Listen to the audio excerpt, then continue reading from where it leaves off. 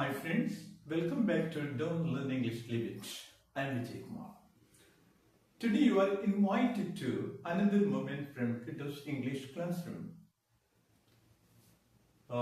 Today he walks in a bit late. Teacher scolds him and she frowns.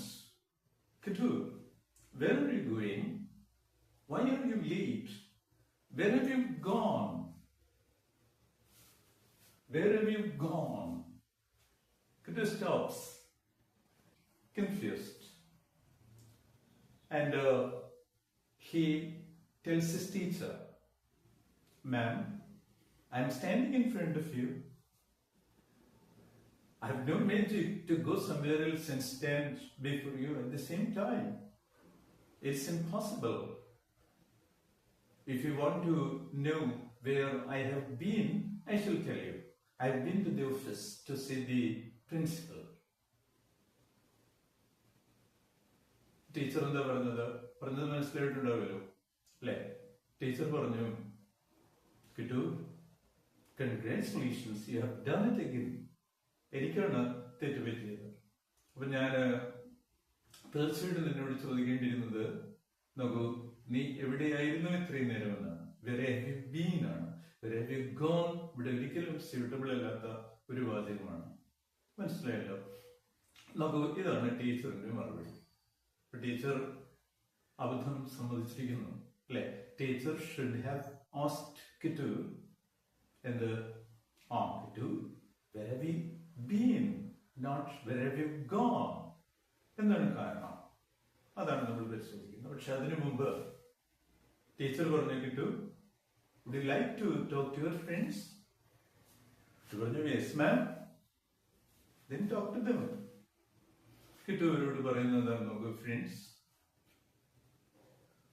It was A drama. ഇവിടെ നടന്ന ഒരു ഡ്രാമയാണ്. We rehearsed it yesterday after school. മനസ്സിലായല്ലോ? നോക്കൂ, it was scripted and directed by our dear teacher to let you know what the difference between where have you gone and where have you been. നോക്കൂ, ക്ലാസ്സിലെ കുട്ടികൾക്ക് വളരെ നന്നായി ഈ കാര്യം മനസ്സിലായി. അവർ കൈയടിച്ചു, എല്ലാവരും ചിരിച്ചു അല്ലെ? അവർക്ക് കാര്യം മനസ്സിലായിരിക്കുന്നു. ഇനി എന്താണ് പ്രശ്നം എന്ന് നമുക്ക് നോക്കാം. നോക്കൂ, ടീച്ചർ കിട്ടുവിനോട് ചോദിച്ചത് where have you gone എന്നാണ്. എന്റെ അർത്ഥം ആളവിടെ ഇല്ല എന്നാണ്, പോയിരിക്കുന്നു എന്നാണ്. ആരോടെങ്കിലും നമുക്ക് ചോദിക്കാൻ പറ്റുമോ where have you gone എന്ന്? ഇറ്റ്സ് ഇംപോസിബിൾ അല്ലെ?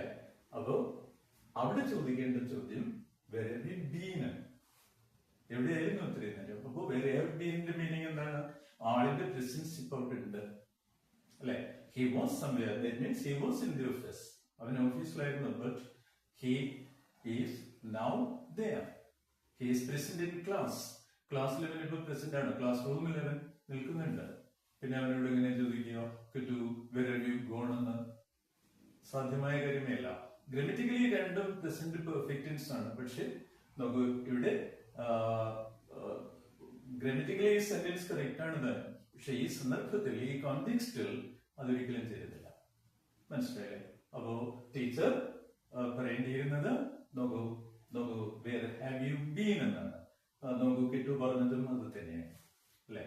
നോക്കൂ, അപ്പോ ആള് പ്രസന്റ് ആണെങ്കിൽ, നമ്മുടെ മുന്നിൽ ആളുണ്ടെങ്കിൽ എന്താ ചോദിക്കേണ്ടത്? where have you been? where have you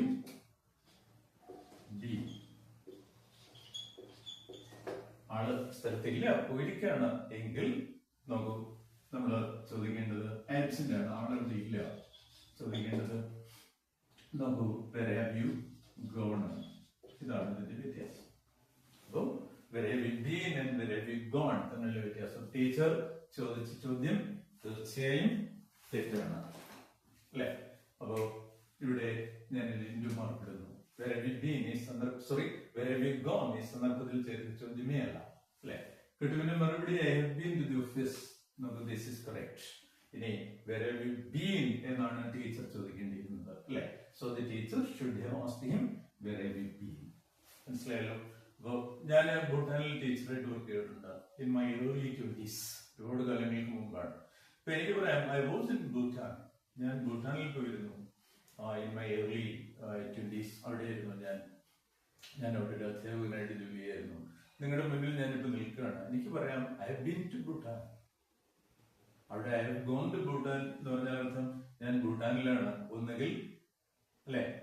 ഒന്നുകിൽ ഭൂട്ടാനിലാണ്, ഇല്ലെങ്കിൽ I am in Bhutan, either in Bhutan or on my way there, അങ്ങോട്ടേക്കുള്ള വഴിയിലാണ്.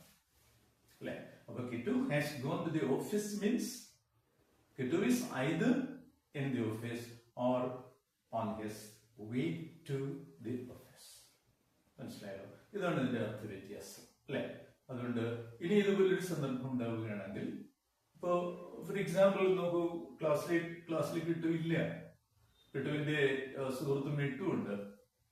ടീച്ചർ ചോദിക്കുന്നു, Mittu where has Kittu gone? It's correct. അപ്പോ മിട്ടുവിന് മറുപടി പറയാം, ma'am Kittu has gone to the office. Office അവിടെ ഇല്ല, ഓഫീസിൽ പോയിരിക്കുകയാണ്. അല്ലെ? അപ്പൊ അതൊരു ഹാസ് ബീൻ എന്ന് പറയുന്നത് ഒരു എക്സ്പീരിയൻസ് ആണ്. അപ്പൊ I have been to Bhutan എന്ന് പറഞ്ഞാൽ അതിന്റെ ഒരു എക്സ്പീരിയൻസ് ആണ്, കഴിഞ്ഞ കാലത്തെ ഒരു എക്സ്പീരിയൻസ് ആണ്. പക്ഷെ അതിന് ഇപ്പോഴും ഇഫക്റ്റ് ഉണ്ട് എന്നുള്ളതാണ് അതിന്റെ ഒരു പ്രത്യേകത. അല്ലെ? രണ്ടും പ്രസന്റ് പെർഫെക്റ്റ് ടെൻസ് ആണ്. മനസ്സിലായല്ലോ? Curious to know more, explore our published videos and the ones coming soon. Found it useful? Don't forget to like, share and subscribe. See you.